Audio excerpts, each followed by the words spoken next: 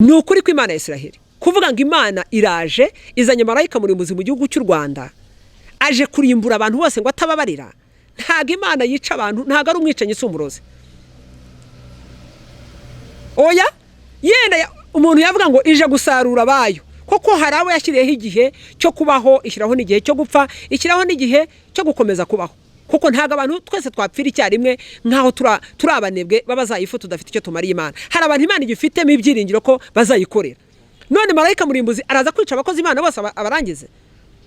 Padiri Obaridi arapfuye geshima Imana ko yitabye Imana, yakoze imirimo ikomeye, ibirema byaragenze, impumyi zirahumuka, ababarira abanyabyaha bamwiciye, yigisha abana babagome bamugiriye nabi, atanga imbabazi, natahe arangije imirimo ye. Jewe se marayika murimbuzi arandimbura kandi nkikeneye kuvuga Imana? Azarimbura wakarimbutse, azahitana uwahitanywe n'ibyago n'amakuba, ariko uwasezeranirwa kazavuga ubutumwa kugeza igihe Kristo azerekanirwa ku bicu, uwazakomeza hagarare. Je rero ndashaka abahagarana na Kristo bakarega kwizera, bakarega gatuza, bakazamura kwizera kwabo, bagatabaza Imana ikabatabara, ndetse bakayibwira ngo marayika nubwo yamanuka ntabwo azandimbura, je nkeneye kugukorera no kwamamaza ishimwe ry'imirimo yampamagaye.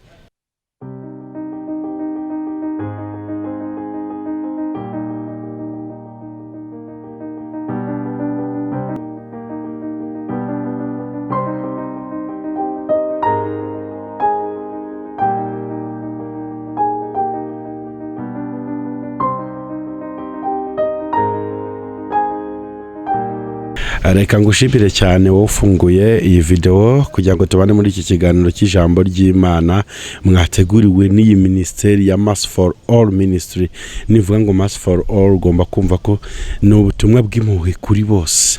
Iyo niyo ntego yacu rero, niyo kwamamaza ubutumwa nk'uko muri ibyo bivuze ngo iyo twamamaje ubutumwa niyo nyungu yacu y'ukuri, ariko kandi tukita no ku bantu bababaye, imfubyi, abapfakazi, abatagira kirengera, kuko nyine mu ijambo ryacu tuvuga hibandamo ikintu cy'urukundo n'impuhwe nyinshi, ariko kandi tugaharanira no kubikora nyine no kubishyira mu bikorwa, kuko kora ndebe ngo rutavuga numve. Turi kumwe n'umukozi w'Imana rero tugiye kuganira, cyangwa se ugiye kutugezaho ijambo ry'Imana Imana amusize ku mutima.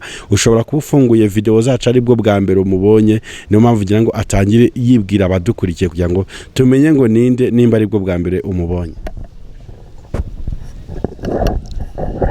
Turabashuhuje mu izina ry'Umwami wacu Yesu Kristo muri kino gitondo. Amahoro y'Imana abe kuri mwe mwese. Ndabakunda, nanone ndagarutse kubw'ijambo ry'Imana. Umwami aduteye iteka kuba turi hano kugira ngo tuganire amagambo y'Imana n'ubwoko bw'Imana. Rero ni Evangeliste Tesire Beatrice, dusanganywe n'ubundi kuri Maso for All Ministry TV. Ndahari kugira ngo tuganire ijambo ry'Imana. Turakwishimiye cyane mushumba. Amakuru cyumeze gute?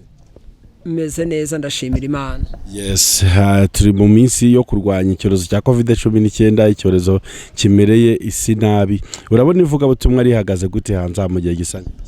Ivuga butumwa rirahari, riravugwa, ariko ndabona abantu bahagaritse imitima cyane nkaho batizeye Imana.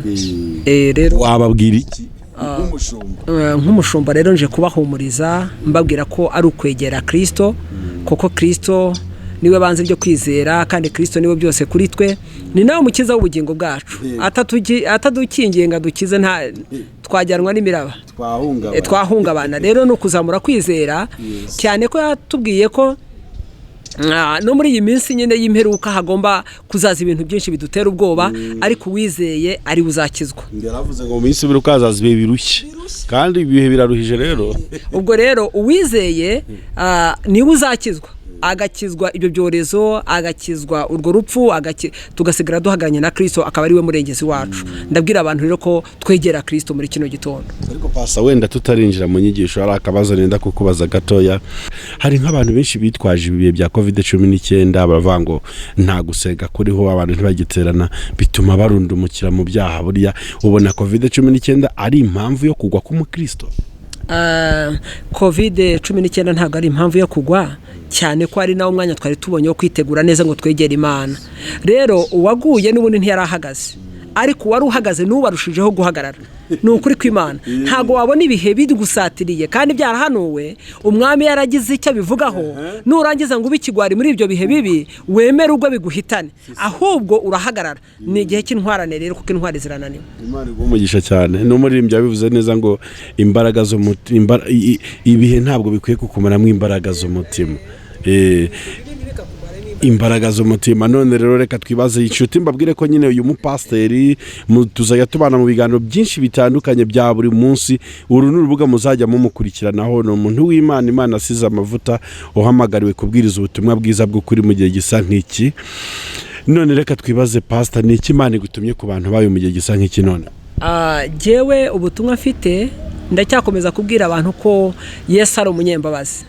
Ndacyakomeza kwizeza abantu ko imbabazi ze zihoraho iteka ryose kandi yaratubwiye ngo abamwizeye ntago bazakorwa n'isoni. Rero ubutumwa mbazaniye muri kino gihe nzanakomeza kuvuga ni ukuvuga ko ibyago n'amakuba ari byinshi ku mukiranutsi ariko Imana idukiza muri byose. Je ntago bafite bwa covid mfashijwe hakiri kare.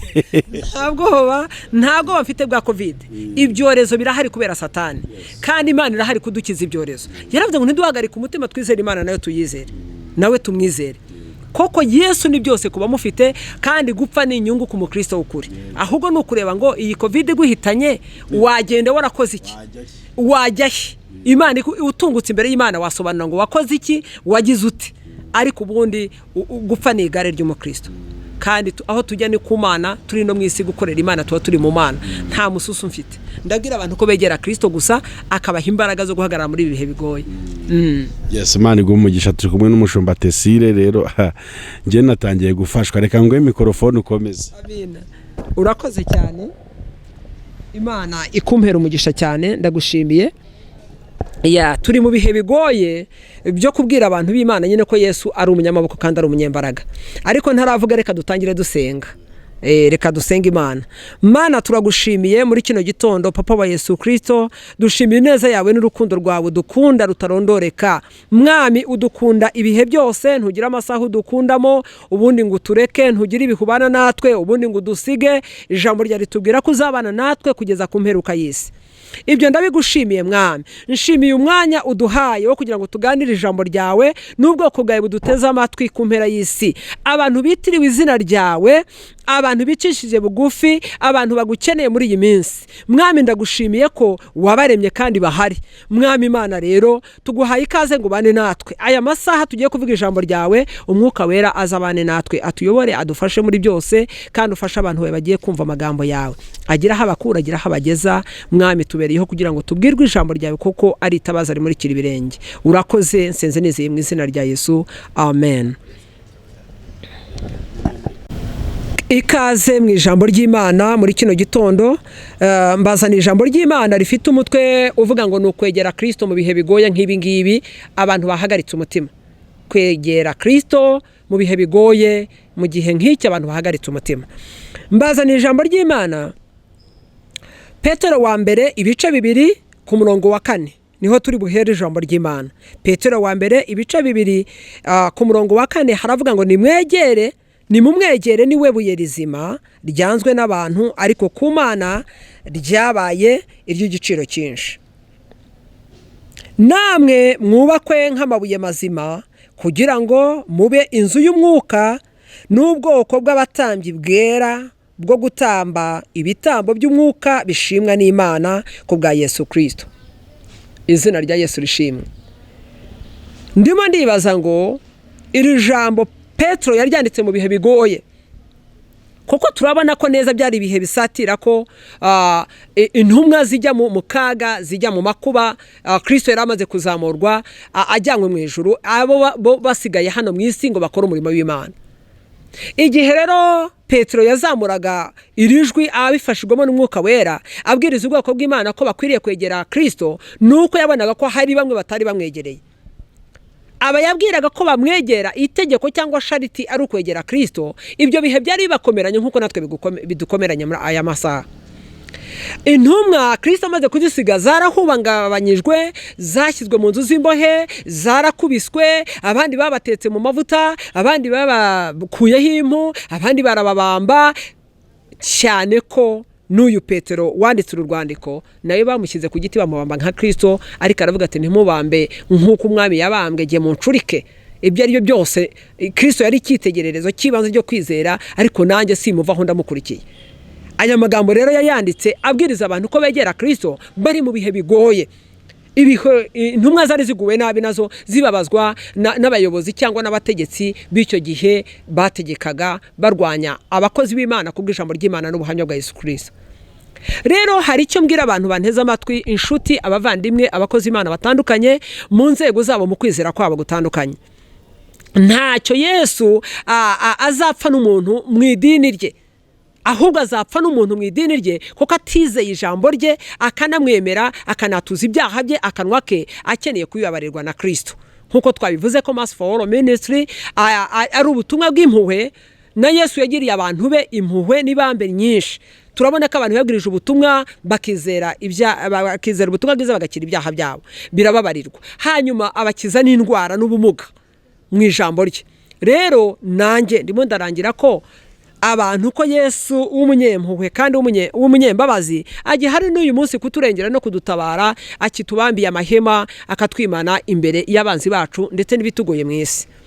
Rero ndagira ngo mbwira abantu ko Petero abwira abantu ngo nimumwegere. Birashoboka yuko abantu batari bamwegereye. Iryo hungabana ryabayeho muri ariya matorero ya Aziya 7 Yohana yandikiye ubutumwa. Yesu amuhereza ubwo butumwa, amatorero yari ameze nabi nk'uko uyu munsi nabwo amatorero ameze nabi. Turabona ko amatorero menshi akinzwe, ntago bashumba barimo bakora nk'uko bari basanzwe bakora, kandi kudakora nk'uko bari basanzwe bakora amatorero akinze byahungabanyije abantu benshi. Bamwe bava mu byizerwa batakwizera.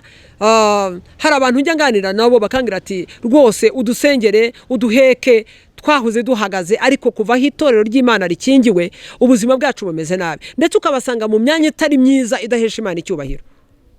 Ndibaza ko ugiye ugasanga umuntu wakoreraga Imana yasinze ari ku muhanda arimo adandabirana, ntago wakwishimira umukozi w'Imana. Rero abo ndimo mbwira ngo nibongere biyongeremo imbaraga, nibongere begere Kristo, nibongere basabe imbabazi, nibongere barire batakambe, baboroge bagaruke, kuko ibyanditswe byera bitubwira ko iyo abantu b'Imana bicishije bugufi bakongera bagashaka mu maso y'Imana, bakongera bakarira bakaborogera Imana, Imana ibumvira ikababarira ibicumuro byabo ikanabakiriza igihugu. Rero itorero rifite ikibazo, abakozi Imana mu itorero dufite ibibazo, n'igihugu cyacu nacyo gifite ibibazo, kuko iyo gipfusha abakristo kigapfusha bizerwa, abo bari batezemo ko aribo babasha kuvuga amakuru yururutsa imitima y'abagowe, uyu munsi akaba aritwe twaba turimo duhungabanya n'ibihe n'ibigeragezo, ngira ngo hari igihugu cyaba gihomba. Rero gukorera Imana ni mu nyungu zibiri, gukorera Imana ni mu nyungu z'Imana ku giti cyayo, natwe ubwacu dufite inyungu ku bugingo bwacu, kuko nyuma yo gukora tuzahembwa, tuzagororerwa n'Imana. Ndararikira abantu rero kwegera Kristo. Mbazaniye ubutumwa bwiza avuga ngo nimwegere Kristo, kuko kwegera Kristo harimo inyungu nyinshi. Kwegera Kristo biratuma imitima yacu idahungabana. Kwegera Kristo biratuma twegera muri ibi bihe bigoye, dusenge, duhishurirwe, twumva imvugo y'Imana, kuko iyo wegereye Kristo hari ahantu ukurwa, hari n'ahantu ushyirwa, bigatuma ireme ry'umutima wawe rigira ibyiringiro bikomeye bidahungabanywa n'inkubi y'imiyaga. Imiyaga rero irahari. Imiyaga irahari ku babyeyi, imiyaga irahari ku basore, imiyaga irahari ku bavuga butumwa, imiyaga irahari ku bashumba, imiyaga irahari ku bizera, imiyaga irahari ku batarizera, imiyaga irahari ku banyamadini, imiyaga irahari ku bantu batandukanye runaka mu byubahiro byabo. Ndimo ndibaza ngo muri iki gihe isi imeze gutya, turimo tuvuga ngo isi yose yugarijwe n'icyorezo cya COVID-19, niki twabwira abantu? Kuko hari ubuhanuzi bwinshi burimo butandukana bunyura ku mbuga butandukanye. Bakavuga ngo Imana itegetse amasengesho y'iminsi 2, ngo marayika murimbuzi nganyuze mu gihugu. Je ntago nemeranywa n'ivyo. Imana imbabarire cyane, nimvuga gutyo ntago mfobeje abahanura cyangwa bohereza ubwo buhanuzi. Mpagaze ku ijambo ry'Imana Matayo 24, Yesu yigeze atubwira kuri ibyo ngibyo. Muzumva impuha n'intambara hirya no hino, ubwami butera ubundi bwami, ariko si igihugu giteye ikindi gihugu, wowe wacu umugonga abantu babwira ngo barashize bararimbutse. Ahubwo umukozi w'Imana uhagarara wemye ukavuga ngo nimuhumure, Imana ije gutabara, nimuhumure, Imana ije abayo, Imana ije kurengera abayisenga, nimwegera Imana, hari ubutabazi bw'Imana. Iryo ni ryo jwi ry'ihumure, koko Yesaya yarabivuze mu bice 40 umurongo wa mbere ngo nimuhumurize abantu banjye, nimubahumurize, nimuvuge inkuru z'ibyururutse umutima, mubwire ab'i Yerusalemu ko ibyago byaho bihakuwe n'ibicumuro byaho bibabariwe kabiri. Ijwi ry'ihumure rirakenewe ku bantu b'Imana. Yego niyo byaba biriho ntago twega twabitega amatwi, nta nubwo twabihagararamo ngo tubyizereremo, kuko kwizera ni ukumenya rwose udashidikanya ku byiringirwa ko ibyo Imana yavuze bizasohora, kandi bizasohora ku bantu, ntago bizasohora ku biti. Nimuhumure rero nshuti zanjye munteze amatwi, nimuhumure, covid irahari ariko izica uwo yakishe, izatwara uwo yagatwaye. Ubu Imana yandikiye ko covid izamujyana, naho yaba akijwe yuzuye umwuka wera azagenda. Kuishi ni Kristo, kufa ni faida kwa Mkristo wa kweli. Ibyiringiro byacu rero si ugupfa, ibyiringiro byacu si ubwoba, si ukwihagika ibitugu nguru ku rugamba rw'Imana. Ibyiringiro byacu si uguhunga ngo twiruke, ntaho wahungira covid.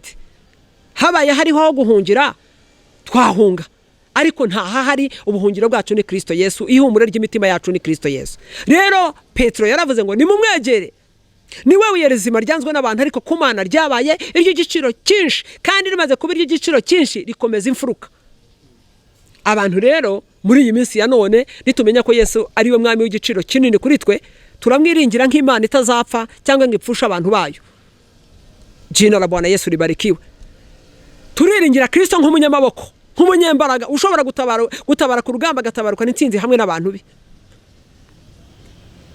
Kandi n'uzapfa muri iki gihe cya covid azaba yarahamagawe, azaba yarateguriwe ko yitaba Imana. Ahubwo ni ukureba ngo mu burwayi bwawe uzarwara, mu buzima warakoze iki.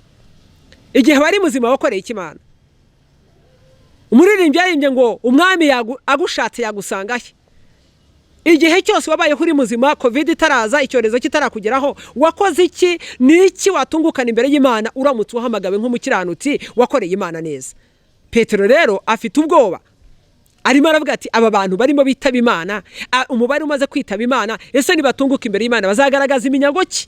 Banyaze mu isi bazagaragaza igihagararo kibahagaranye na Kristo, bazerekana imbuto kibeze mu gihe bari bazima. Ese ariko ararangiza avuga ati nta kibazo, nitwegere Imana, twegere Kristo, kuko ari we buye rizima ryanzwe n'abantu, ariko ku Mana rikaba iry'igiciro cyinshi. Izina rya Yesu rishimwe kandi rihabwe cyubahiro. Yesu rero ni umugabo w'imbaraga, ni umwami w'amahoro, ni Imana nyamana, ashobora byose. Ni ukuri n'abapfuye muri covid bumvishije ijwi ry'Imana barateguwe ubugingo bwabo cyane. Numvishe n'ubuhamya bwa Padiri Obaridi ukuntu yaremesheje imitima y'abantu. Haraga ati nta mususu mfite, nta bwoba, Imana irampamagaye ndagiye, ahubwo mfite ikibazo cy'abasigaye. Ese abasigaye Imana ibahamagaye mwatunguka imbere y'Imana musa muti, mufite iki mwabwira Imana mwayikoreye? Izina rya Yesu rishimwe kandi rihabwe cyubahiro. Rero mukomere kandi mwongere mwegere Kristo. Ababyeyi twegere Imana, abagabo begere Imana, bavuga butumwa mwongere mwegere Imana, abashumba twegere Imana. Turemesha imitima y'abantu bafite ubwoba, tubabwire ko hari Imana ishobora kuturengera mu bihe bikomeye bimeze gutya. Abafite Imana ntago bazakorwa n'isoni, ntago bazamwara, ntago isoni zizadukora. Imana yacu ishimwe. Nishimiye ko niduhagarana na Kristo Yesu akaduhamagara, tuzagenda nk'intwari zitabarutse ku rugamba, kandi tuzagaragaza iminyago dukuye mu isi. Kandi tugikomeje kuba hano ku isi, hari igitumye dusigara muri uwo mubare uhamagawe kandi ugiye ku Mana. Muri abo bantu bagiye kugaragara imbere y'Imana, twege tuzaba dusigaye turi intwari ku rugamba. Rero turemesha abantu, tubasengere, tujye mu bihe by'amasengesho, twirukane covid, kuko covid ni icyorezo. Ntabwo ari imbaraga z'Imana zigiye gufata igihe mu isi, ni icyorezo kirimo cyiza kandi kizahita kikarangira. Rero abazasigara ni umubare w'abizeye Kristo, ni umubare w'abafite Imana, ni umubare w'abatihagitse ibitugu nguru ku rugamba, ni umubare w'abagiye gusiganwa muri iri siganwa ry'abashaka Imana. Imana yacu ishimwe kandi ihabwe cyubahiro. Yego nari ngeze ku murongo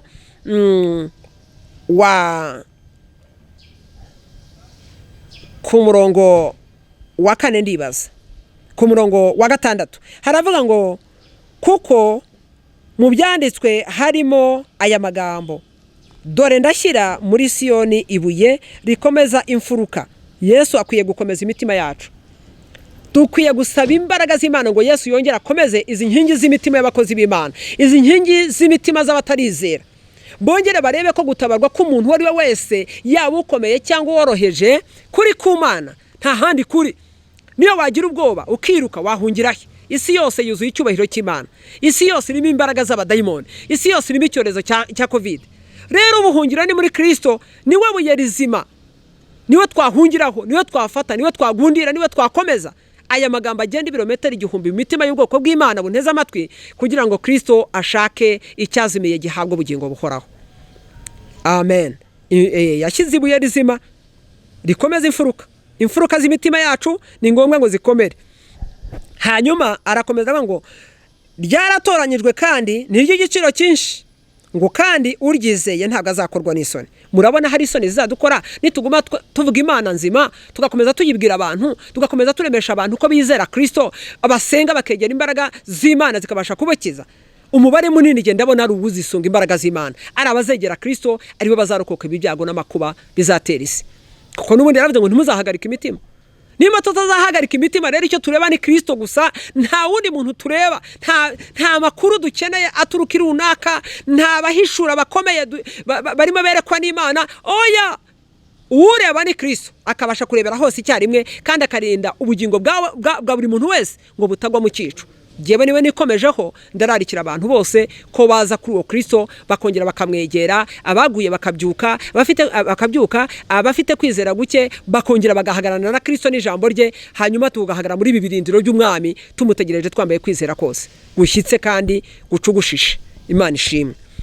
Hanyuma umurongo wa 7 ngo nuko rero mwebwe abakijijwe mwebwe abahanuzi,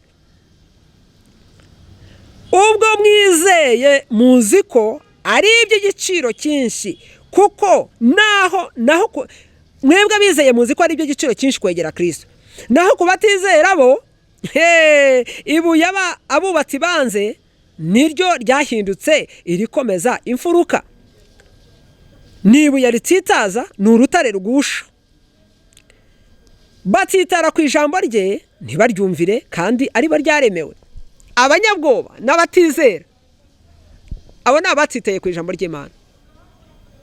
Ni ukuri kw'Imana ya Isiraheli kuvuga ngo Imana iraje izanye marayika murimbuzi mu gihugu cy'u Rwanda, aje kurimbura abantu bose ngo atababarira. Ntago Imana yica abantu, ntago ari umwicanyi usumuroze. Oya, yenda umuntu yavuga ngo ije gusarura bayo, koko hari abo yashyiriyeho igihe cyo kubaho, ishyiraho n'igihe cyo gupfa, ishyiraho n'igihe cyo gukomeza kubaho. Kuko ntago abantu twese twapfira icyarimwe nkaho turabanebwe babazayifu tudafite icyo tumariye Imana. Hari abantu Imana igifitemo ibyiringiro ko bazayikorera. None marayika murimbuzi araza kwica abakozi Imana bose abarangize. Padiri Obaridi arapfuye geshima Imana ko yitabye Imana, yakoze imirimo ikomeye, ibirema byaragenze, impumyi zirahumuka, ababarira abanyabyaha bamwiciye, yigisha abana babagome bamugiriye nabi, atanga imbabazi, natahe arangije imirimo ye.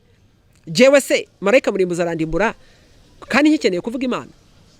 Azarimbura uwakarimbutse, azahitana uwahitanywe n'ibyago n'amakuba, ariko uwasezeranirwa ko azavuga ubutumwa kugeza igihe Kristo azerekanirwa ku bicu, uwazakomeza ahagarare. Nge rero ndashaka abahagarana na Kristo bakarega kwizera, bakarega gatuza, bakazamura kwizera kwabo, bagatabaza Imana ikabatabara, ndetse bakayibwira ngo marayika nubwo yamanuka ntabwo azandimbura, nge nkeneye kugukorera no kwamamaza ishimwe ry'imirimo yampamagaye.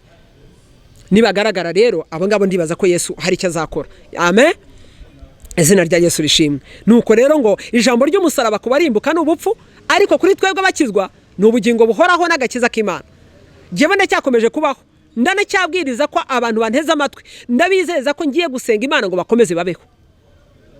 Marayika murimbuzi naza yica abarozi, kuko ari bo Bibiliya yavuze ngo ntibakwiriye kubaho, ntacyo bamariye Imana. Ariko abera b'Imana, abacunguwe, abategereje Kristo, dukomeze tubeho, twamamaza ishimwe ry'imirimo ye yaduhamagaye n'icyo Umwami Imana dushakaho. Amen. Ndazamura kwizera ko abantu ntago nihagitse ibitugunguru ku rugamba. Abangaba rero bahutswe, bafite ubwoba, barimo bakura abantu imitima. Ni ukuri kw'Imana ya Isiraheli, Imana itubabarire. Ngo batsitera ku ijambo ry'Imana ntibaryumvire kandi ari baryaremeye.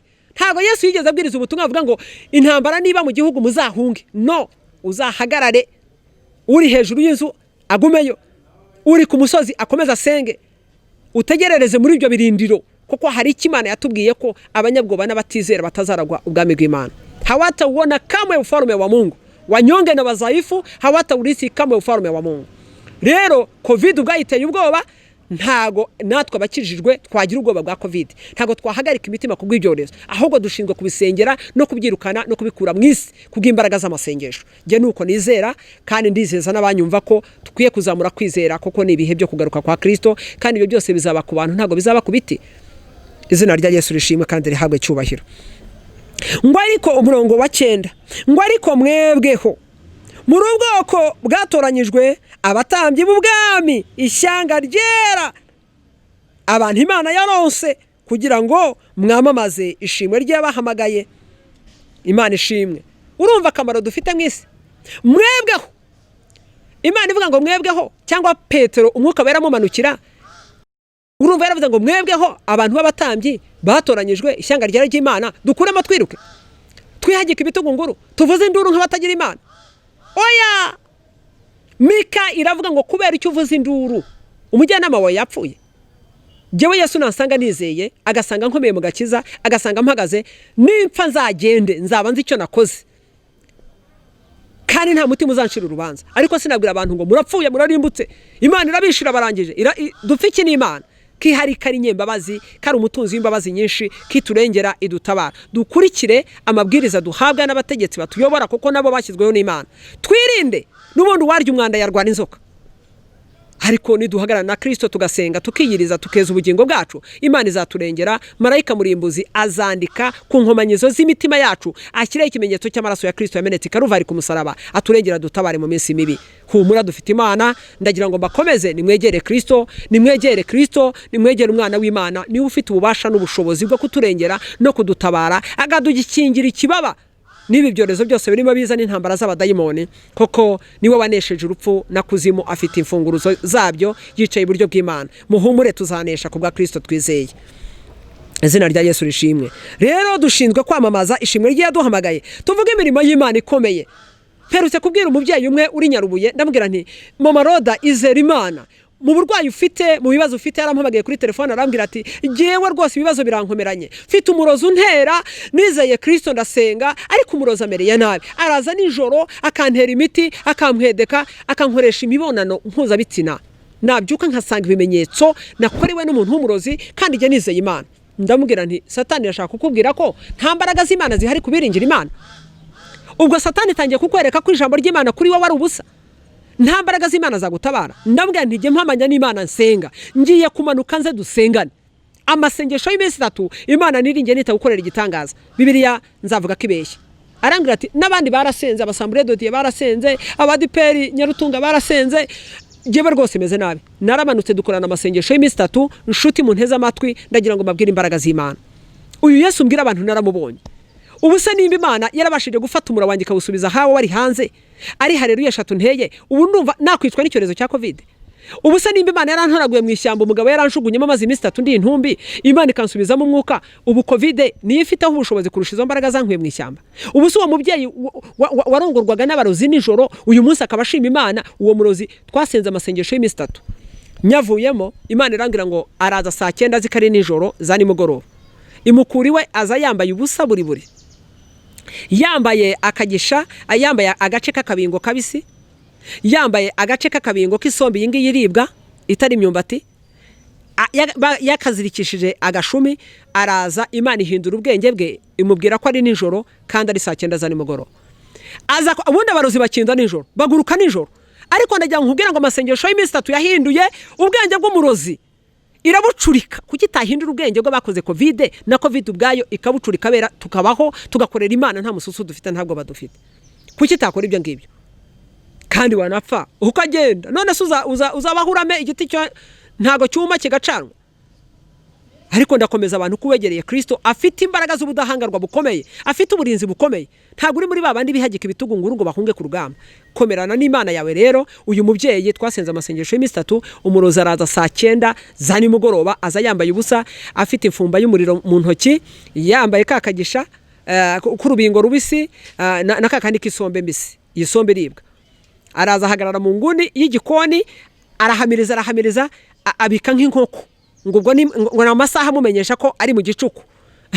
Amaze kubika turasohoka, Imana tugira ngo nimugende mu mufate, mu mukomeze, nimurangiza muhamagara ubuyobozi bw'umudugudu mubereke ko hari Imana ishobora gufata abarozi ari ku manywa bazi kare nijoro. Ibihe birakuze, ijoro rirakuze burenda gucya. Turavuga ubutumwa bwa nimugoroba. Ijoro rirakuze burenda gucya. N'ubundi nta kizabuza Kristo kuza. N'ubundi nta kizabuza ibyorezo kuza. N'ubundi nta kizabuza intambara hirya no hino. N'ubundi nta kizabuza ubwami gusubiranamo. Ariko Imana irashaka ko turega kwizera, tukazamura kwizera kwacu, tukaba bizerwa kugeza ku munsi wo gupfa. Niryo hame nabwira abanteza amatwi, niryo hame nabwira abatureba. Ubutumwa bwo kwegera Kristo burakwiriye muri iyi minsi nanije abagenzi. Umugabo twaramufashe yitwaga Munyagihe, turamufata duhamagara umuyobozi w'umudugudu Ndugu. Umugabo ukomeye wari uyoboye umudugudu azana abayobozi b'irondo. Umugabo baramufata baramuzirika, bazana amazi bamumenaho urusenda, baramukubita akabuno karashwanyagurika. Arangije ahunga umudugudu, ariruka kuramo ibirenge asiga abana be babiri muri iyo nzu. N'ubu ntago tuzi ahantu yagiye. Amateka y'abarozi afatwa n'imbaraga z'Imana, ni nk'uko ibyo byorezo byose byarangizwa n'imbaraga z'Imana. Umudamu Mama Roda ari amahoro, ubarashimira Imana, atuye Nyarutunga Nyarubuye. Amasengesho y'imisatu afata umurozi amuvuguruza muri gahunda ze n'ibitekerezo bye. Imbaraga ziduhiga ntacyo zizadutwara, ngo hejuru y'imbaraga z'abadayimoni n'ibyorezo by'isi hari imbaraga z'Imana ishobora byose. Data duhana umugisha kuba duteza amatwi, kandi ndabiringiza ko kwegera Kristo harimo inyungu ku giti cyawe, harimo n'inyungu ku giti cy'abatwumva, harimo n'inyungu ku giti cy'abadutegerejeho ibyiringiro. Kandi n'Imana iri mu ijuru itureba tureza gatuza ko kwizera, nayo irishimye kavuga iti nzaza kwizera kukiri mu isi, harabo nzasanga bagihagaze bataragwisaringa imitima yabe igwe ku nzira. Imana yacu iduha umugisha, kandi muhabwe umugisha mwumva y'amagambo. Turi abagabo twebweho, ariko mwebweho muri ubwoko bw'abatambyi bwera bwatoranyijwe n'ishyanga ry'Imana. Urumva, twaratoranyijwe tubereyeho kwamamaza ishimwe rye yaduhamagaye, ikadukura mu mwijima ikatugeza mu mucyo w'igitangaza. Kera ntago twari twakababarirwa, ariko uyu munsi twarababariwe. Umususu dufite n'uwiki? Umwami Imana yaratubabariye ibyaha byacu. Umutima uhagaze dufite n'uwiki? Tubwira abantu ko bapfuye marayika murimbuza barimbuye. Genda humurizwa ubwoko bw'Imana, mbabwira ko hari imbaraga zije kudutabara, mbabwira ko hari umwuka wera utunihira iminihi idakwema ngo abadata, mbabwira ko hari Imana iri mu ruhande rw'abayikorera, kuko yaravuze ngo nidusenga izatubabarira ibyaha byacu yongere idukirize igihugu. Ese yakiza igihugu idakirira ibyorezo bikirimo? Ese yatubabarira ibyaha byacu ikaturimbura kandi turi abakiranutsi? Ese Imana yaba yaradushyizeho kwamamaza ishimwe rye yaduhamagaye, yarangiza ikatubona ariko dukuramo tukiruka tugahunga nk'abadafite Imana? Oya, hahunze Farawo n'ingabo ze kuko barwanyaga ubwoko bw'Imana. Baravuga ngo dukuremo twiruke. Isirayeli tubonye ko hari Imana ibarwanira kurusha y'Abanyegiputa. Rero mubarokore cyangwa se mubahamagawe, mubategereje Kristo, hari Imana iturwanirira kurusha y'Abanyegiputa. Shalom, ndabakunda. Imana iduhana umugisha kubw'aya magambo. Nimwegere Kristo abagirire neza, kuko n'ubundi ateza amaboko buri muntu wese azamugirira neza ku rugero rwo kwizera kwe uko ahagararanye nawe. Murakoze, ndabashimiye abaduteza amatwi mu izina rya Yesu Kristo umwami wacu. Amen. Reka nsengane rero n'abari banteza amatwi twumva ijambo ry'Imana. Reka mbaheshe umugisha, nongere nsenga Imana itwongeremo imbaraga muri uru rugendo, yongere dukomeze muri ibi bihe bigoye. Ahari wari unamutse, ahari wumvaga ko marayika azaguhita hejuru akagucamo kabiri, oya, nzanye ijwi ry'ihumure rivuga ngo Imana iracyatwikomejeho. Nk'uko umushumi ufata mu rukenyero rw'umuntu uwukenyeje, nuko Uwiteka yikomeje ku bantu be guhera uyu munsi kugeza iteka ryose. Data, turagushimiye, tuguhaye icyubahiro kubw'ijambo ryawe. Wakoze Mwami, wabanye natwe mu ijambo ryawe ritubwiye kwegera Kristo. Nanone nubwo ibihe bikomeye, nubwo bituruhije, ariko utubwiye kukwegera. Mwami Imana, banteza amatwi impande zine z'isi, abakomeye n'aboroheje, abami n'ibikomangoma, ibisonga n'abategeka, Mwami urakoze ko duhaye ijambo ryo kuvuga ngo tukwegere, kandi ko kukwegera ntabwo azakorwa n'isoni, ahubwo azahabwa imbaraga mu bihe bikomeye, azakomera, namara gukomera akora iby'ubutwari. Abantu bawe rero bahumugisha, baduteza amatwi, bagira abakomeye, bagira abatsinzi no kurushaho, bahagarare bemye, barega gatuza mu kwizera, uzasange bakomeye. Urakoze mu izina rya Yesu Kristo umwami n'umukiza wacu. Amen. Shalom, ndabakunda. Karibu tuzajya tuganira kuri uyu murongo w'Ishen Maso Ministry, uzajya uhuraho n'ibibwiriza. Imana iguha umugisha. Amen.